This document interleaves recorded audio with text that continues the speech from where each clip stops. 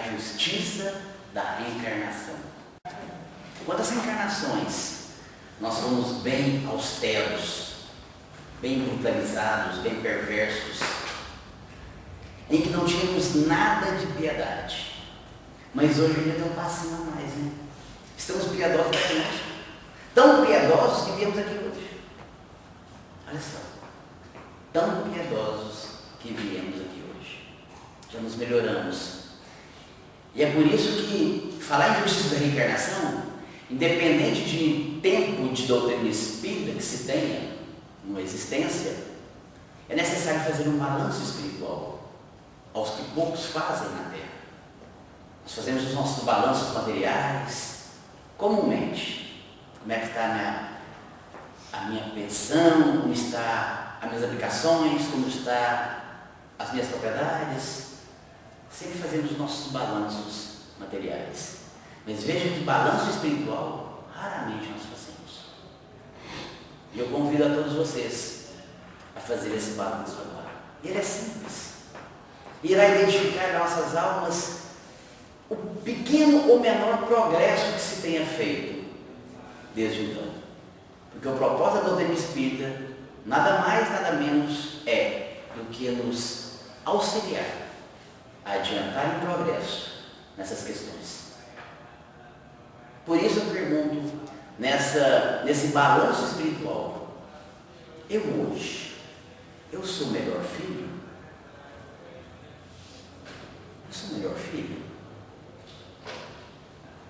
Honrai vosso pai e vossa mãe, para que seus dias se prolonguem na terra. Eu sou o melhor filho? Mas eu sou o melhor pai? Olha só, a missão paterna.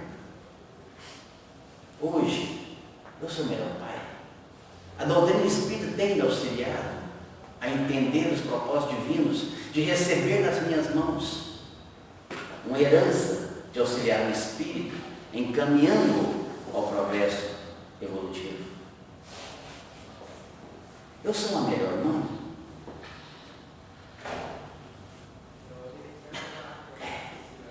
Perguntas íntimas, profundas, que cada um vai se respondendo. Eu sou melhor avô? As necessidades materiais que todos os espíritos necessitam na Terra. Mas não nos iludamos que as questões espirituais, morais, é uma carência, uma privação muito maior do que as próprias materiais. No capítulo 13, irmã Rosália nos assevera caridade moral e caridade material. Eu sou melhor avô? Eu sou melhor avó? Eu sou melhor amigo? Interessante, não? Eu sou melhor amigo? Eu sou melhor cristão? Eu sou melhor vizinho? Olha que interessante. Nesse mundo tecnológico, workaholic, tão preocupado com as questões materiais, em que os arranha-céus estão tomando conta das cidades, por vezes, quantos não descem no elevador e mal se cumprimentam? Vizinhos de longa data. Que balanço espiritual interessante, né? Acho que cada um vai se respondendo. Alexandre, mas o que tem a ver isso com justiça da reencarnação? Tudo. Uma vez que foi nos oportunizado uma nova existência, num novo corpo físico, era confiança de que seríamos melhores. Todos nós. Iríamos ser mais piedosos, mais amorosos, porque o fator fundamental de cada reencarnação é que aprendamos a amar. Como está lá na lição, no capítulo 11, na Lei de Amor, em que nos dirige Kardec nos dizendo que iremos amar incondicionalmente a todos. É uma tarefa difícil e longínqua, mas irá acontecer, porque Deus o quer. Então a gente percebe que a cada reencarnação, pergunte-se, eu amo mais? E eu falo isso muito emocionado, gente. Porque hoje eu entendo a questão da longevidade e porque Deus permite a longevidade na terra, para que aprendamos a amar. Eu não imaginava que eu ia ter a grata satisfação, a alegria, a emoção de cuidar de uma mãe de 92 anos.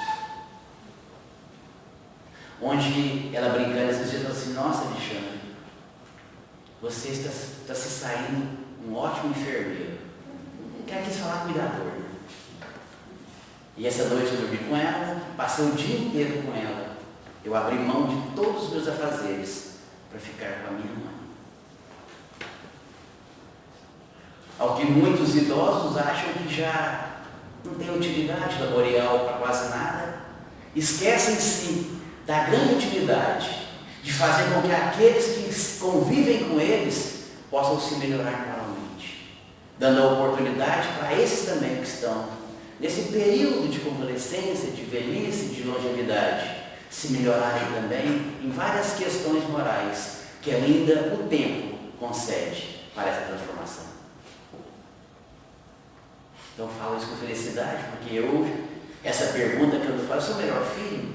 Sim, eu sou o melhor filho. Não respondido por mim, respondido pela minha mãe, que certa feita estava no café da manhã, nós somos em número de 9 filhos, perguntei a ela: os filhos da senhora hoje são melhores, mamãe? Os filhos que eu tenho hoje são os melhores. Não porque eu os tive, mas porque tem um carinho e um amor imenso por mim. Então, quando a gente fala de justiça da reencarnação, não sabemos pelo véu do esquecimento o que levou Jesus a atrair toda essa grande família nesse seio familiar, para se reajustarem. Mas o fundamento é um só: para amar. E hoje eu digo para vocês que eu não só sinto, eu vejo que eu amo muito mais a minha mãe do que amava antes. Existia um distanciamento, que até para abraçar, para beijar, tinha dificuldade. Hoje eu a abraço, eu a beijo, eu a acaricio, com uma facilidade que até me espanta. Olha a justiça da reencarnação. Isso é maravilhoso. É isso que move as nossas almas. Então, quando eu falo sentir doutrina espírita, o aprendizado que ela nos confere, é para que nós percebamos que está movendo em nós algo diferenciado, em que nós estamos conseguindo atingir um patamar moral diferente, de piedade, por exemplo, de compaixão, de amor,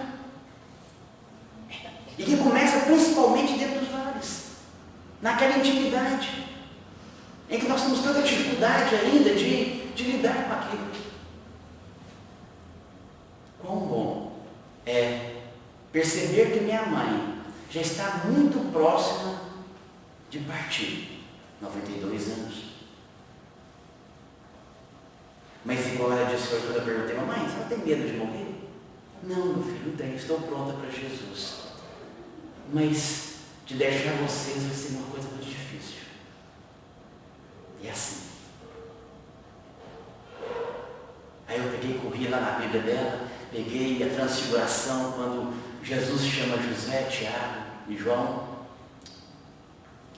Tiago, João e André, para presenciar aquela transfiguração no Monte Tabor. E ali Jesus conversa com Elias e Moisés. Mamãe, olha aqui na Bíblia da senhora. Jesus conversando com Moisés e Elias, já morreram há tempo. Mas é mesmo, meu filho. Pois é, mamãe. Nós vamos nos encontrar. A senhora fica firme lá que em breve eu estou chegando para abraçar a senhora. E ela ficou rindo.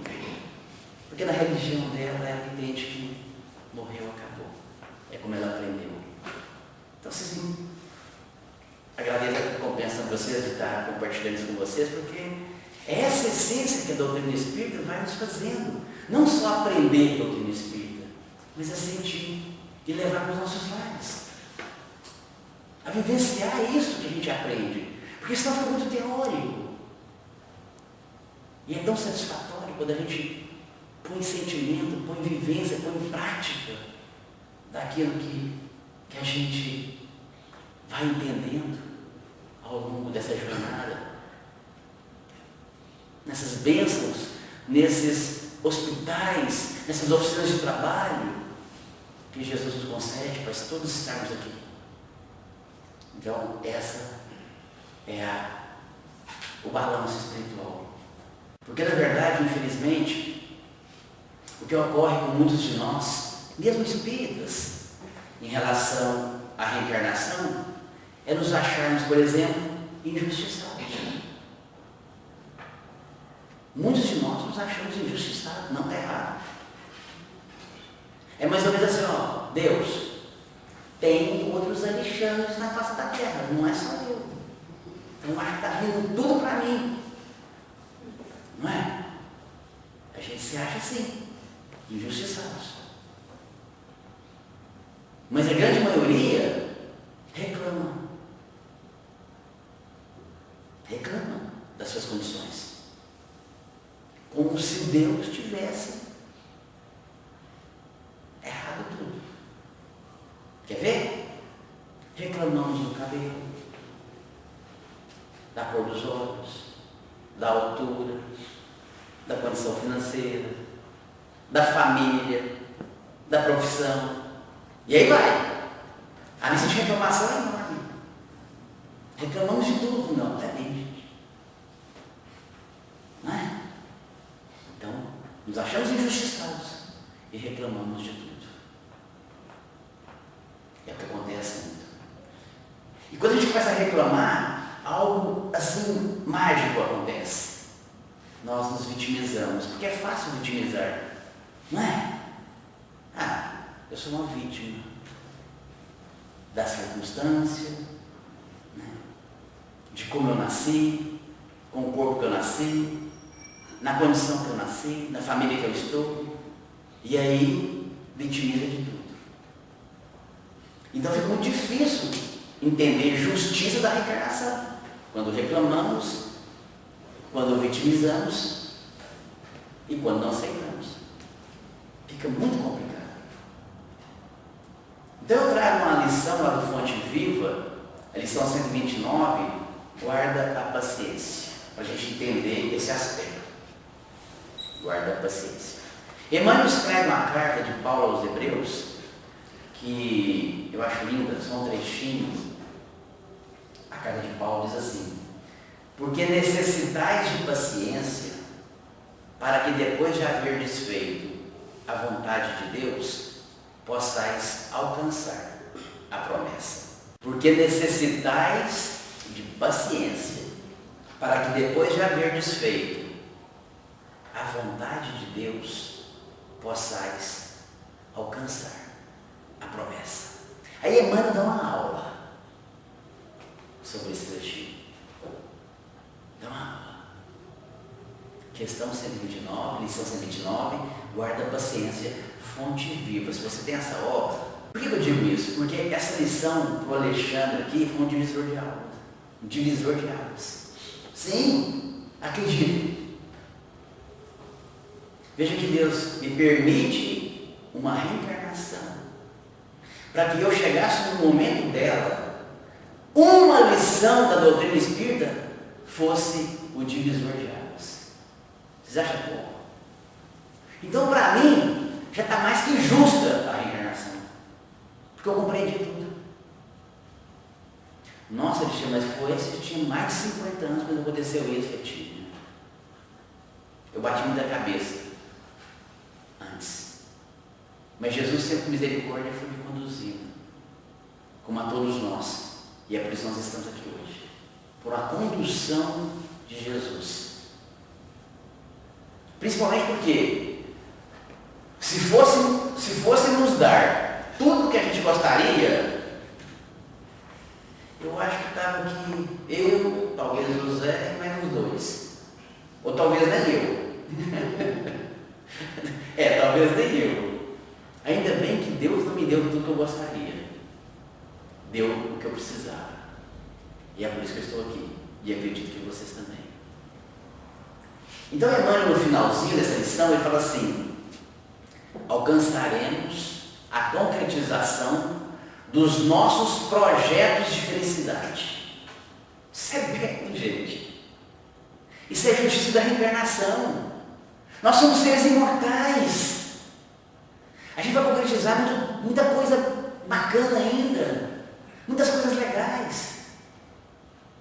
Nós estamos num trabalho árduo dessas conquistas, desvencilhando primeiro das arestas, aparando as nossas questões. Nós veremos daqui a pouco. Mas imagina as grandes possibilidades que ainda temos. Como é riquíssimo entender que a vida continua, que cada reencarnação é justa e que nos prospecta para coisas muito melhores.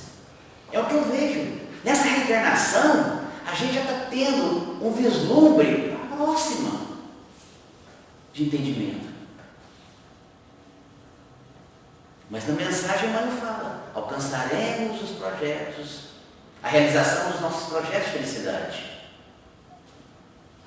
Mas antes disso, necessário é liquidar com paciência as dívidas contraídas perante a lei. Essa aqui é a mensagem. Eu peguei a carta de Paulo e coloquei o último parágrafo para a gente entender, porque a lição é grandiosa no todo dela. Então, toda reencarnação ela é justa. Principalmente porque ela traz não só a justiça, mas o amor, a misericórdia. Você pode bater esses dois ingredientes no liquidificador. Beleza, bateu? Agora tenta separar. Não tem jeito. Não tem como você separar justiça e amor de Deus. Porque a lei de Deus é imutável.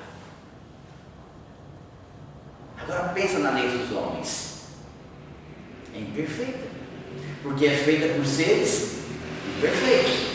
Tanto é que quando cria-se uma lei, seja no direito jurídico, tributário, trabalhista, civil, quantas emendas abaixo? Já viu? Trocentas emendas para ver se ajusta a lei. Agora, para mim, até levando um pouco para a gente quebrar um pouquinho, aquela coisa assim que fica muito estático, a lei de Deus só tem uma emenda. Você sabia? Emenda, Alexandre. Emenda. Só tem essa. Que é para a gente emendar. Imagina que injustiça da reencarnação. Se numa vida eu não pude ser mãe, que beleza de uma próxima que eu poderei ser. Imagina numa existência que eu tive um relacionamento tão conturbado, tão difícil, mas imagina quanto aprendizado para as posteriores eu me ajustar num relacionamento mais equilibrado. Quantas bênçãos nos esperam na justiça da reencarnação. Não é? É por isso na questão 132, qual o objetivo da encarnação dos espíritos? E os espíritos respondem para Kardec: Deus impõe a encarnação com a finalidade de levá-los à perfeição. Eu gosto muito da colocação que os espíritos colocam: imposição. Deus impõe. É uma imposição. Porque o único meio da gente conseguir essa elevação espiritual, essa perfeição, evoluímos no mundo espiritual? Sim, claro. Se a gente vê a obra Nosso Lar, a gente vê André Luiz, como ele, o que era na Terra, e o que ele foi no mundo espiritual. O quanto ele elevou, não é, gente? Nosso Lar. Então a gente se eleva lá. Mas quer saber mesmo se a gente melhorou? É aqui. Até porque os nossos desajustes, a nossa bagunça, os nossos erros estão aqui. E é aqui que tem que ser refeito. Porque é da lei. Por isso é a justiça da reencarnação. É aqui. Não é? E a gente fica perguntando, né? Mas quantos fazem tantos males e passam ilesos na terra? Você já viu que a gente tem um olhar muito capcioso para isso? Uma fulana de tal parece que está na boa, né? Não acontece nada para ele, faz, está ileso, nada acontece, você fica assim. A gente parece que esquece da doutrina espírita, esquece do que aprende aqui. Não é?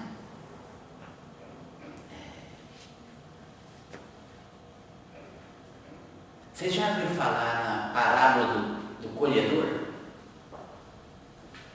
Não tem. Não existe a parábola do colhedor. Mas tem a parábola do semeador. E tudo que se semeia, colhe. Então fica tranquilo.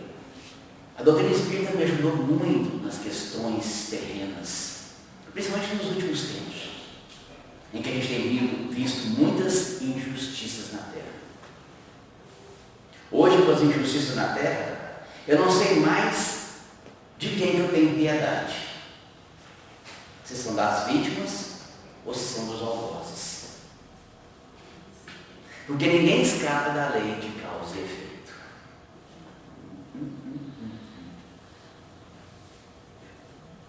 Você pode se safar da lei humana, que é imperfeita.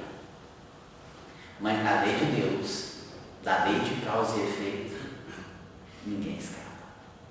E é tão gostoso quando você vai falando de justiça da reencarnação e você compreende assim, não gente, mas às vezes na nossa mente a gente quer fazer justiça até mental.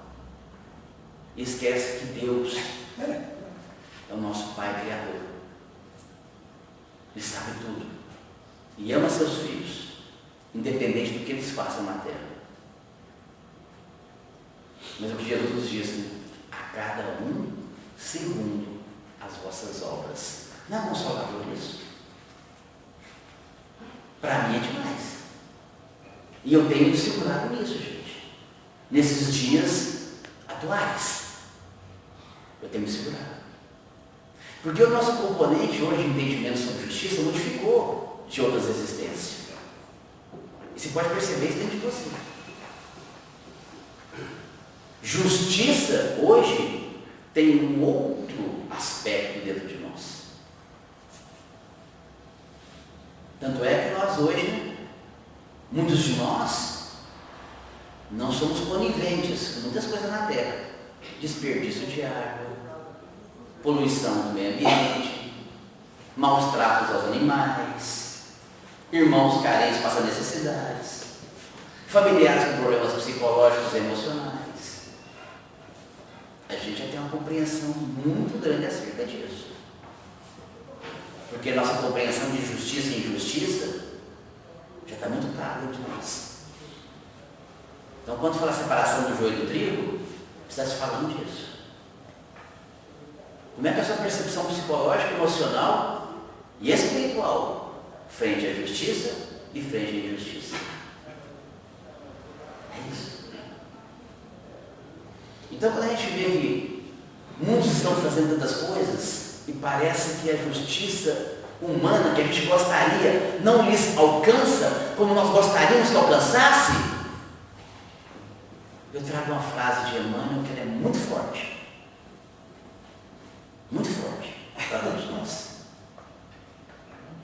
Diz Emmanuel: mais vale chorar sobre os grilhões da resistência, grilhões, algemas.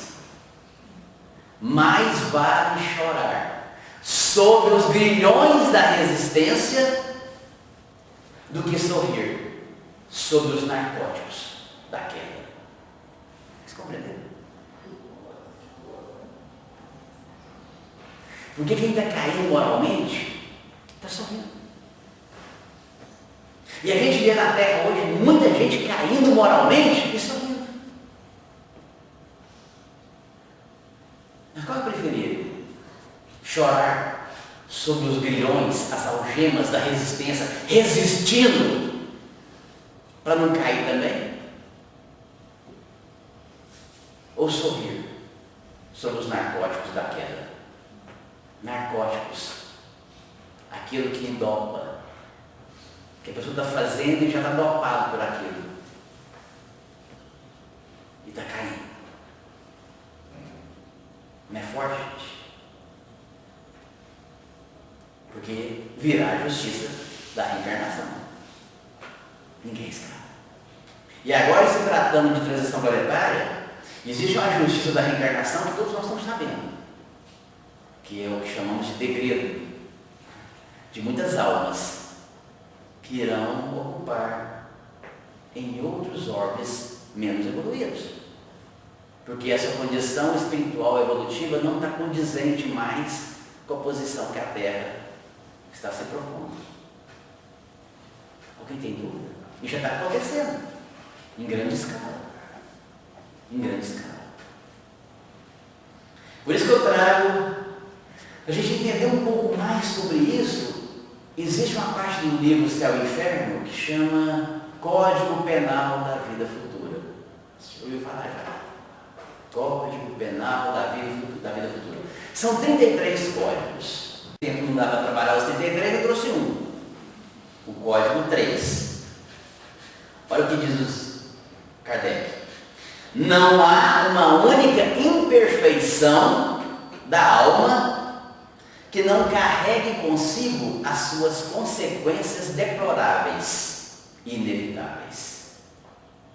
Não há uma imperfeição da alma que não carregue consigo as suas consequências. Percebe?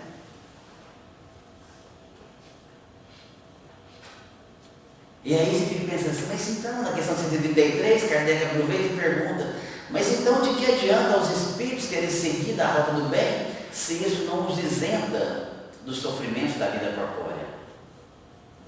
Porque às vezes a gente distorce, melhor dizendo, as questões. A rota do bem é uma rota para me fortalecer o espírito. Lembra lá dos seres perfeitos? Devemos amar o dever, não porque nos livre dos males da vida, mas porque dá ao espírito a sustentação necessária ao seu fortalecimento. Está lá no dever, capítulo 17, seres perfeitos. E aqui está perguntando, eu estou indo na roda do bem, mas mesmo na roda do bem, tem tanto sofrimento na minha vida. Uma coisa é uma coisa, outra coisa é outra coisa. Os sofrimentos são em detrimentos, a gente já aprendeu né? Causas atuais das aflições, ou causas anteriores das aflições. Eu acho bom sempre a gente relembrar o capítulo 5 das aflições, quando a gente fala de justiça da reencarnação, porque o primeiro item nos esclarece. Nos esclarece completamente sobre isso. Não é? A justiça das aflições. Eu acho interessante que o item 5 do Evangelho das aflições começa nos falando da justiça das aflições. Justamente sobre isso. E é então que a gente precisa começar a entender tudo isso. Porque uma coisa é eu estar no bem, outra coisa é eu sofrer. Mas tem algo que os Espíritos colocam para o nosso entendimento. Olha só, esses que fazem o bem, mesmo sofrendo, eles chegam mais rapidamente no objetivo. E a justiça da reencarnação está justamente nisso. Em que Emmanuel nos fala também no Fonte Viva que nós vamos sair invariavelmente dos círculos de reencarnação de baixo teor espiritual. Já imaginou quantas reencarnações que a gente se mantém quase intactos? Quanto menos imperfeições tem, menos tormentos sofrerá. E não o bem que vai nos tirando das imperfeições. Vou dar um exemplo muito simples. Olha o quanto o bem vai nos tirando das imperfeições. Se a gente não estivesse aqui hoje, nós estaríamos em casa. E em casa, a gente poderia estar falando de alguém, não fazendo a caridade, não aprendendo, utilizando nosso tempo para, às vezes, uma futilidade que não nos leva a nada. Então, o fato de virmos aqui, a gente já faz o bem para a gente e nos livra do mal, daquelas imperfeiçãozinhas que a gente ainda tem conosco. Nunca percebemos isso? Por isso que isso aqui é sagrado. Aqui é sagrado. Ah, mas são 40 minutos, uma hora. Mas imagine esse trabalho de 40 minutos, uma hora, toda semana. Quando a gente percebe, a gente já está mais disciplinado nessas questões. E para a gente entender um pouco mais sobre isso, eu trouxe do livro Religião dos Espíritos. É uma obra belíssima. Foi uma reunião em fevereiro de 59, onde Emmanuel reuniu com alguns espíritos, auxiliando Chico Xavier, num tema muito bonito, em que eu confesso a vocês que demorei a aprender. E a lição chama Examina a própria aflição. Você já viu que diante de uma aflição, o que a gente menos faz é examinar? Eu digo por mim. E eu sei das minhas aflições. Porque é como eu disse lá no começo. A gente vitimiza, a gente reclama, a gente não aceita. É o que corriqueiramente acontece. Mas é muito raro a gente examinar a aflição. Por isso, no livro dos Espíritos, no Evangelho, primeiro item, justiça das aflições. É para examinar. Segundo item, causas atuais das aflições. Terceiro item, causas anteriores. Percebe que os 3 primeiros itens é para a gente examinar a aflição. Porque tem justiça e tem uma causa. E se a causa não é dessa, é de outra.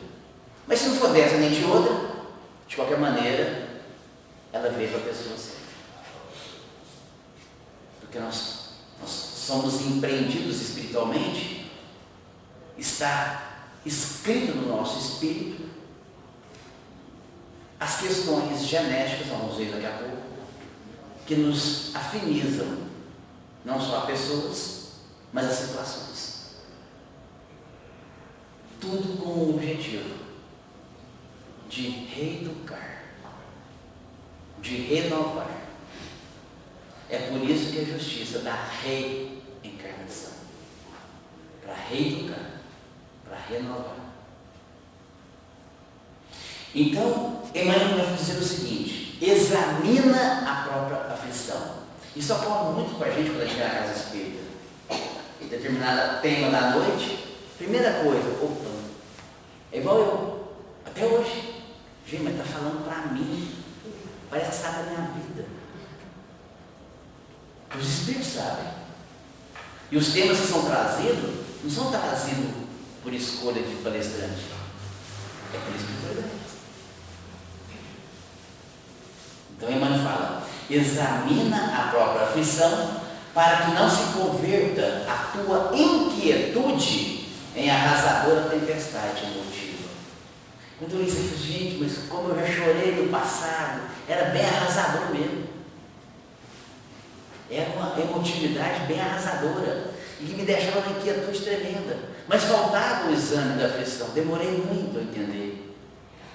E a doutrina espírita vai nos cultivando para entender o processo, que é igual para todos. O entendimento é de cada um, mas o processo é igual para todos. Paciência, misericórdia, amor, dedicação, encaminhamento, consolo. Então, coloque Emmanuel que cada aflição tem uma característica. Porque a gente acha que as pessoas que estão vivendo determinadas aflições na Terra não têm uma característica, uma consequência disso. Por exemplo, a aflição do egoísmo chama-se egolatria. Ou seja, a pessoa egoísta sofre muito.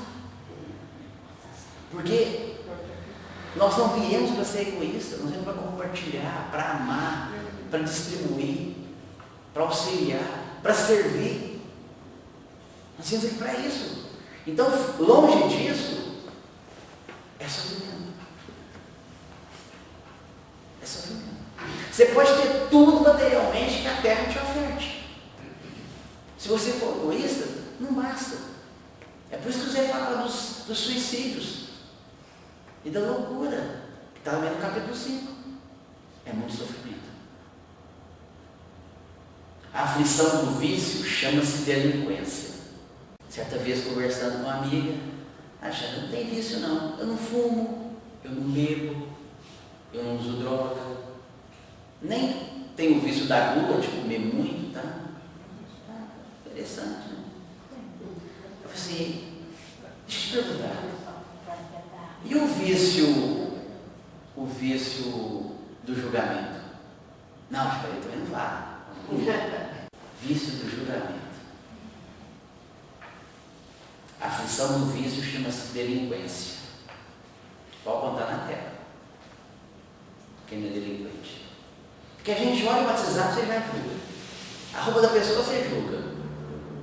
Algo no trânsito, você julga. A gente julga o tempo todo. Em pensamento, em palavra, no olhar. A gente julga no olhar. Porque a doutrina espírita tem nos ajudado, que é a proposta do Cristo. Por exemplo, qual era o vício de Saulo? Saulo de Tarso. Romano, né? Da sinagoga, forte, eloquente, altivo. Qual era o vício dele, gente? Perseguidor de cristão. Ele estava viciado em perseguir o Cristo. Tinha virado um vício na mente dele. E o que Jesus fez? Cortou o vício dele. Entende? Inclusive o vício que estava levando ele atrás de Ananias. Para prender. E, quiçá, assassinar Ananias. E o vício de Madalena? O que Jesus fez? Virou discípulo, apóstolo. E o vício de Zaqueu? Voltado à materialidade. Uma visitinha de Jesus.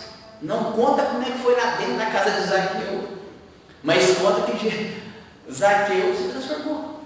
Se eu dever aos meus irmãos, eu dou até 4 vezes mais, eu retribuo 4 vezes mais do que eu tirei. Desapegou. O vício de Zaqueu é o apego. Qual o vício que Jesus te auxiliou a cortar? É a justiça da reencarnação.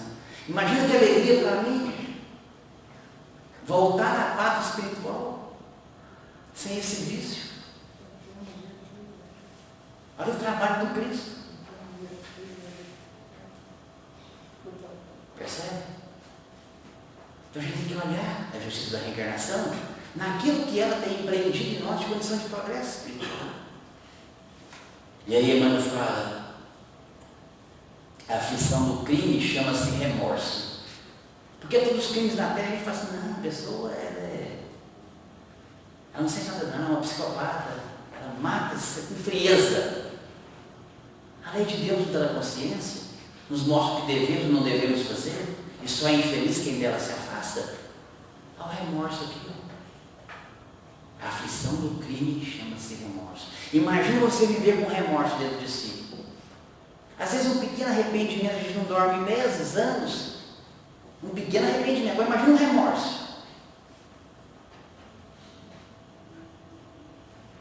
A aflição do fanatismo chama-se intolerância. Pessoa fanática é intolerante. Sofre muito, é uma aflição muito grande.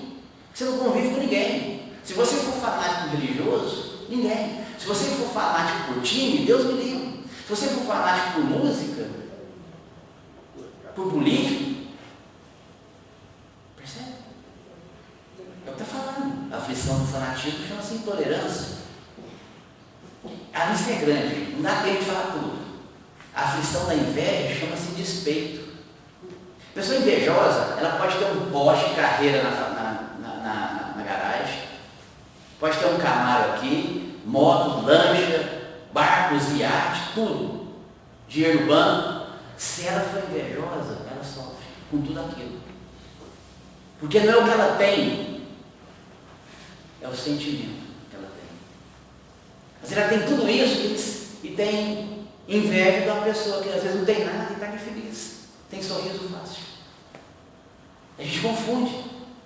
Você acha, não, uma pessoa que tem muitas propriedades, tem muita condição financeira, tem nada a ver. Se ela for invejosa, ela sofre muito, mesmo tendo muitas coisas. Porque aquilo que ela tem não a satisfaz. Ela está sempre de olho no do outro. É a aflição da inveja. A aflição da preguiça chama-se rebeldia. Tão comum hoje nos lares, né? Você manda uma criança lavar um prato na pia, a própria escarcela, para não lavar. Fica rebelde. As rebeldias das crianças hoje estão muito ligadas à preguiça, em que os pais não dominam mais. Está aqui, mano, colocando tudo para nós. A gente percebe que cada aflição tem uma característica. É por isso que quando Emmanuel pergunta, lá na questão que eu volto aqui, não há uma única imperfeição da alma que não carregue consigo as suas consequências deploráveis e inevitáveis, que é o Código Penal da Agricultura. Não há. Olha que interessante. A aflição do ciúme chama de desespero. A gente vê hoje pessoas suicidando por ciúmes. Vocês viram um Bernardo aqui? Vocês ficaram sabendo com um soldado? O soldado matou uma moça, que era soldado também, que matou o namorado.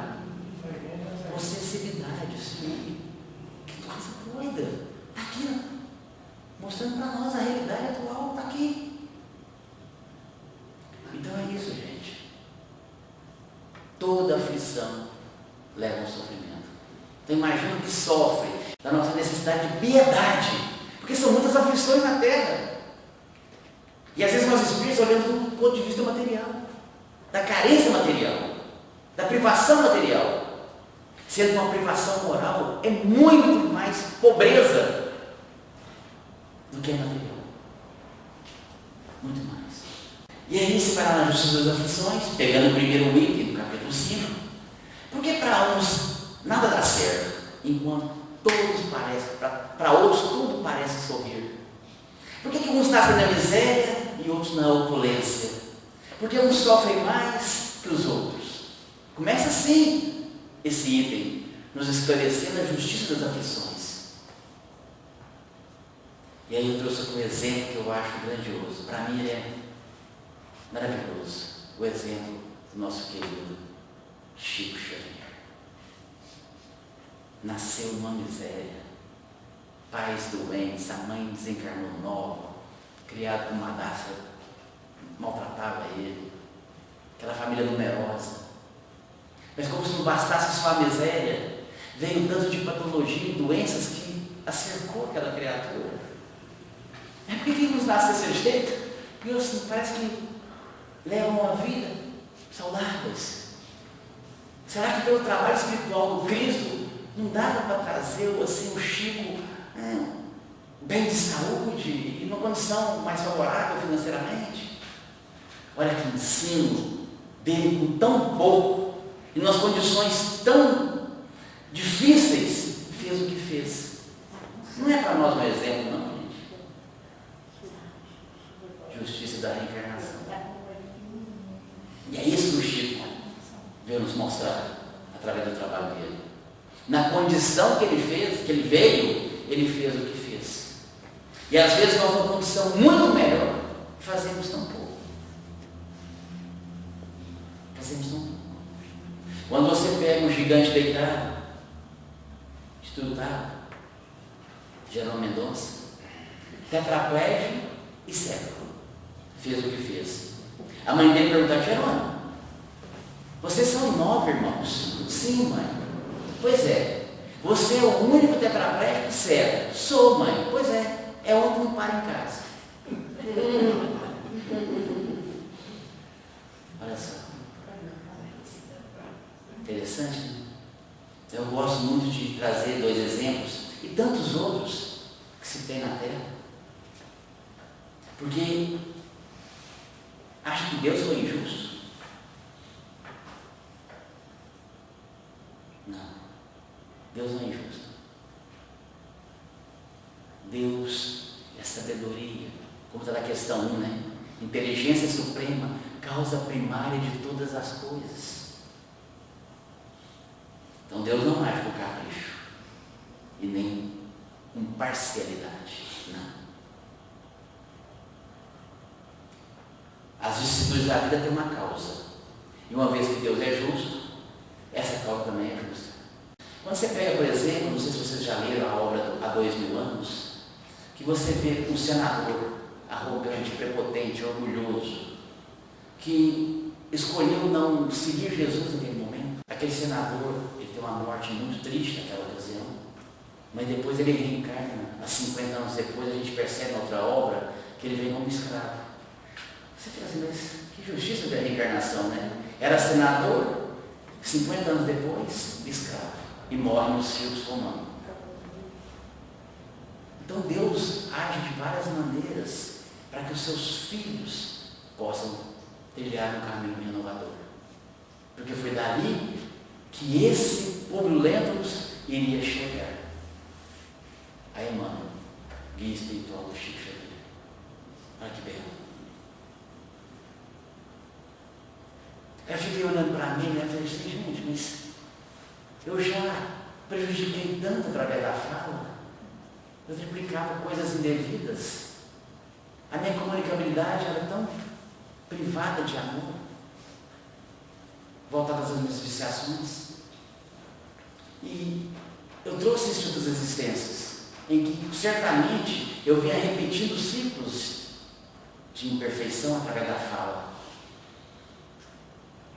Então nessa reencarnação, Deus tinha que ter me mandado mudo.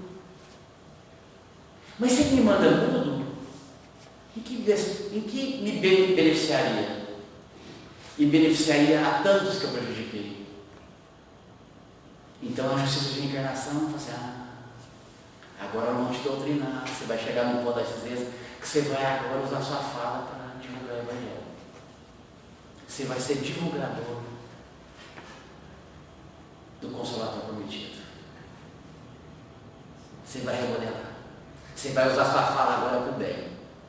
É tão claro isso para mim, gente. É tão claro. Tem 11 anos já. E eu nem imaginava que eu ia ser palestrante espírita. Nunca me passou. Mas eu aceitei quando sinalizou. Em que eu abri os braços e aceitei. Aí os que vêm mudo. Os que vêm mudo é outra coisa. Que eu não sei dizer. Mas Deus sabe por que mandou mudo. A mim eu sei. Por que eu não vim mudo? Porque eu precisava de falar, usar minha fala para o bem. É assim. É para cada um olhar. Porque tem justiça da reencarnação. É por isso que aqui, eu trouxe para a gente Emmanuel, o pensamento em vida, falando sobre a família. A família consanguínea entre os homens pode ser apreciada como sendo essencial dos nossos reflexos. Reflexos agradáveis ou desagradáveis, que o pretérito nos devolve. Como é que eu vejo minha família hoje?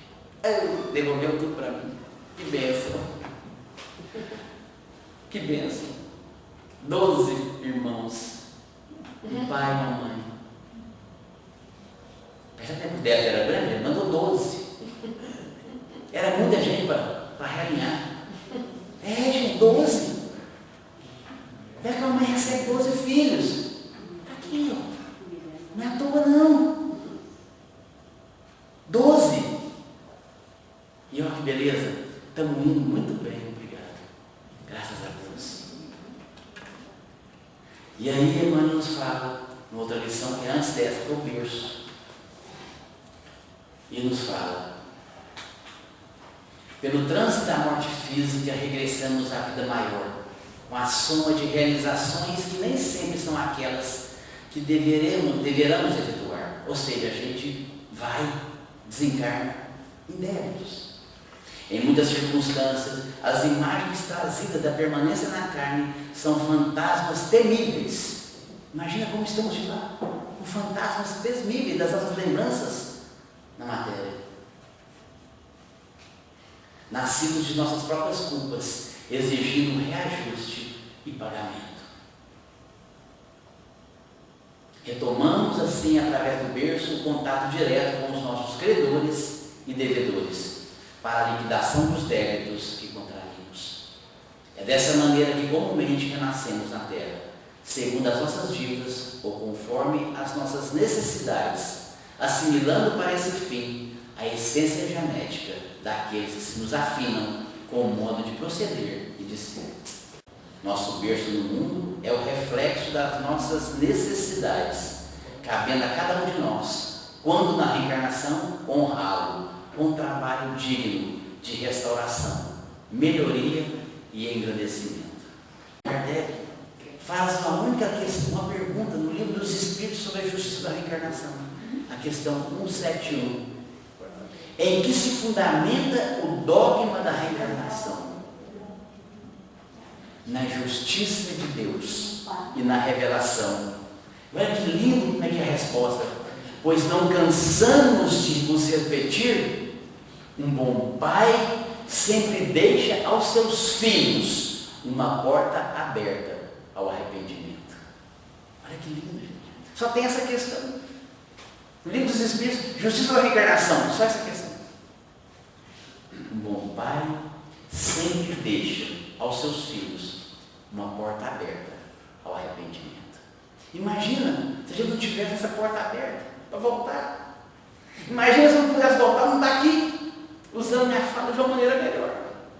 Imagina você não poder voltar e estar aqui aprendendo, reaprendendo, reconstruindo. É a justiça da reencarnação, porque o que prevalece é o amor. Muito obrigado a todos vocês. Que Jesus nos abençoe.